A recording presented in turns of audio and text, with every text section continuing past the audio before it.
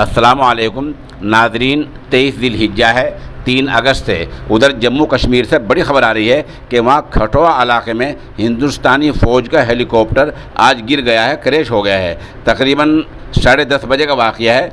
यह हादसा जम्मू कश्मीर के खटोआ इलाके में हुआ है। वहाँ रंजीत सागर डैम की झील में ये हेलीकॉप्टर जा गिरा है। बताया जा रहा है कि हेलीकॉप्टर कम ऊंचाई पर उड़ा जा रहा था। बताया ये भी जा रहा है कि ड्राइवर अंडर ट्रेनिंग था, जिसको ट्रेनिंग दी जा रही थी।